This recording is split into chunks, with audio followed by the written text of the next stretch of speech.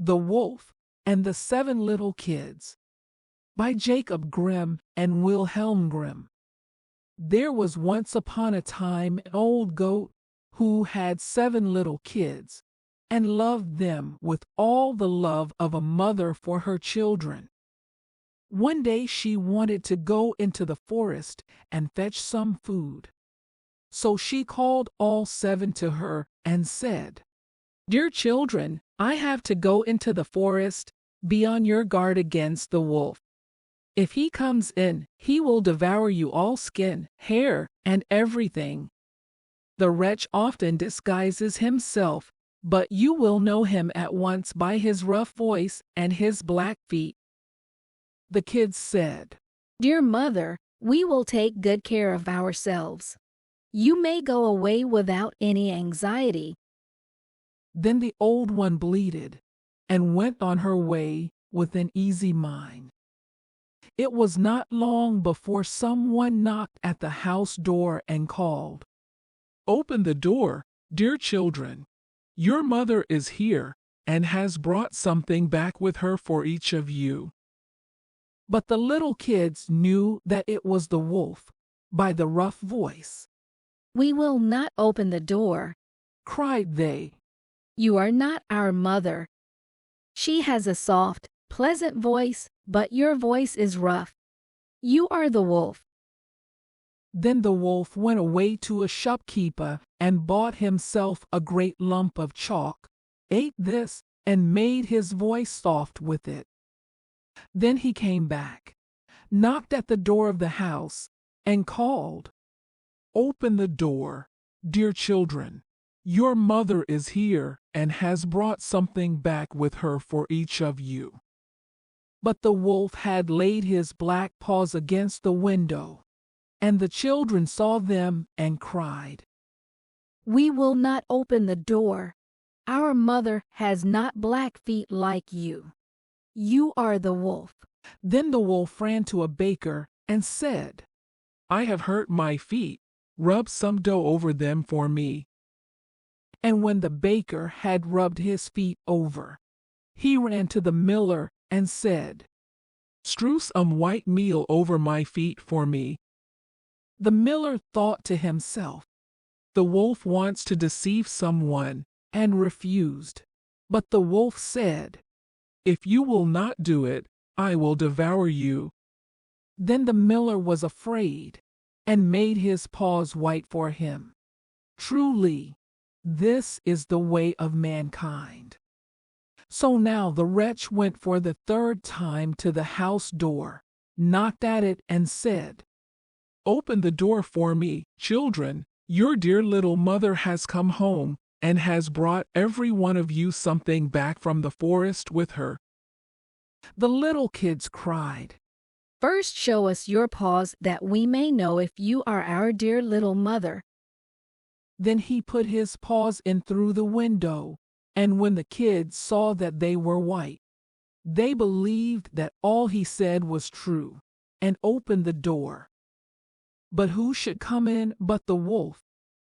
They were terrified and wanted to hide themselves. One sprang under the table, the second into the bed, the third into the stove, the fourth into the kitchen, the fifth into the cupboard, the sixth under the washing bowl, and the 7th into the clock case.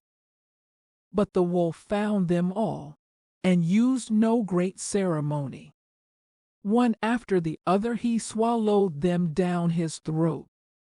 The youngest, who was in the clock case, was the only one he did not find. When the wolf had satisfied his appetite, he took himself off, laid himself down under a tree in the green meadow outside, and began to sleep. Soon afterwards the old goat came home again from the forest. What a sight she saw there! The house door stood wide open. The table, chairs, and benches were thrown down.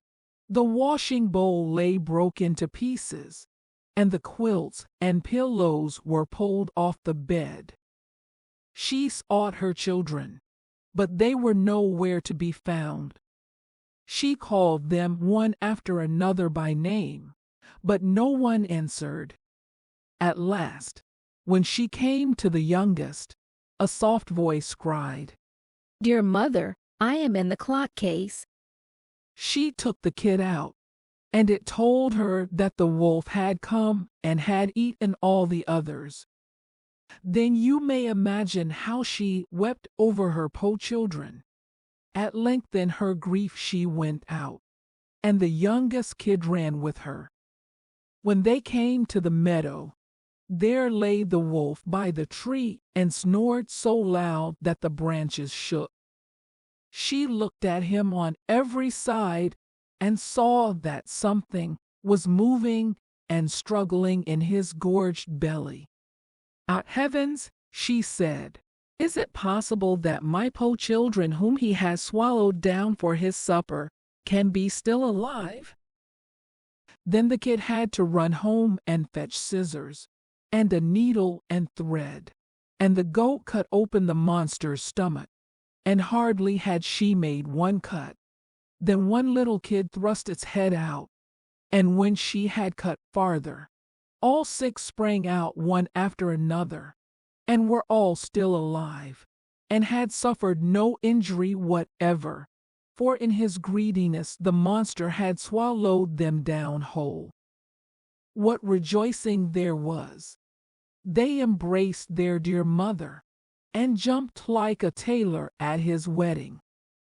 The mother, however, said, "Now go and look for some big stones, and we will fill the wicked beast's stomach with them while he is still asleep."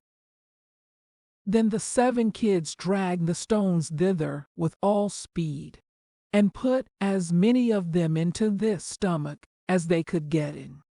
And the mother sewed him up again in the greatest haste, so that he was not aware of anything, and never once stirred. When the wolf at length had had his fill of sleep, he got on his legs, and as the stones in his stomach made him very thirsty, he wanted to go to a well to drink. But when he began to walk and to move about, the stones in his stomach knocked against each other and rattled. Then cried he, "What rumbles and tumbles against my po bones? I thought 'twas 6 skids, but it feels like big stones." And when he got to the well and stooped over the water to drink, the heavy stones made him fall in, and he drowned miserably. When the 7 kids saw that, they came running to the spot and cried aloud, "The wolf is dead! The wolf is dead!" and danced for joy round about the well with their mother.